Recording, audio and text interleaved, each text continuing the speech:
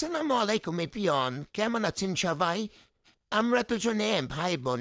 এই যে দেখতে পাচ্ছেন আমি হচ্ছে মিনি, আর এই যে আমার পাশের জন ইনি হচ্ছে চিনি।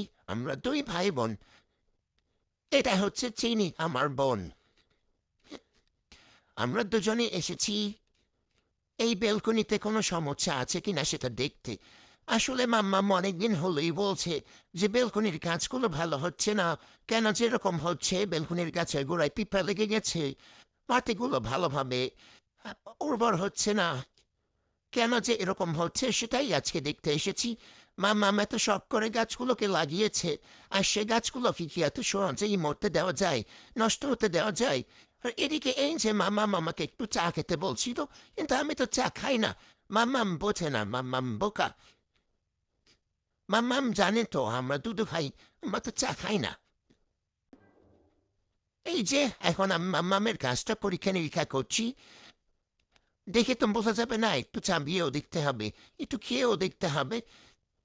একটু খেয়েও দেখছিলাম যে মাম্মামের গাছে কি সমস্যা হলো। উম সব তো ঠিকঠাকই আছে। তাহলে এরকম কেন? ও মা, এখানে আবার গাছের পাতায় কি যেন লেখা। কি লেখা এটা?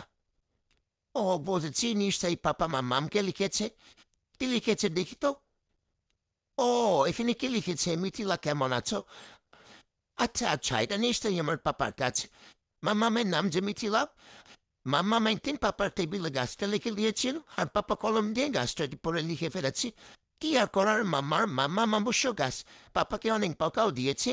যাই হোক, এই যে আমি মিনি, মাম্মাম আমাকে অনেক পছন্দ করে। আর বেশি বেশি পছন্দ করলে যা হয়, অনেক বিরক্ত করে। একটু একা থাকতে দেয় না।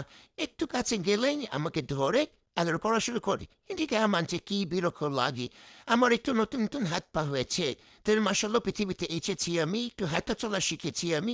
আমি একটু সবকিছু দেখবো, একটু ঘুরে ফিরে বেড়াবো, দুনিয়াটাকে ঘুরে ঘুরে দেখবো।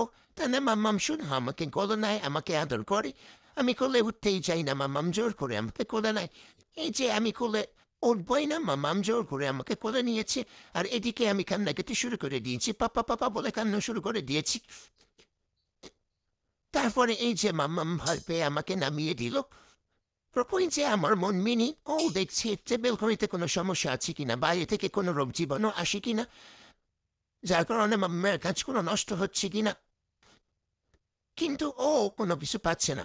তাহলে কি সমস্যার জন্য মাম্মামের গাছগুলো নষ্ট হচ্ছে? ওয়াও, এই যে দেখেন বন্ধুরা, মাম্মাম পদ্ম গাছ লাগিয়েছে। ওয়াও, কি সুন্দর পদ্ম ফুল হবে। আমরা তার নিচে দাঁড়িয়ে দাঁড়িয়ে খেলবো, শুয়ে থাকবো। কি সুন্দর। ভাবতেই পারছি। আর এদিকে মাম্মামকে দুষ্টু বলছে না, আমরাই নাকি মাম্মামের পদ্ম ফুল। আপনারাই বলেন, আমরা কি পদ্ম ফুল? আমাদের দেখি কি পদ্ম ফুলের মতো মনে হয়?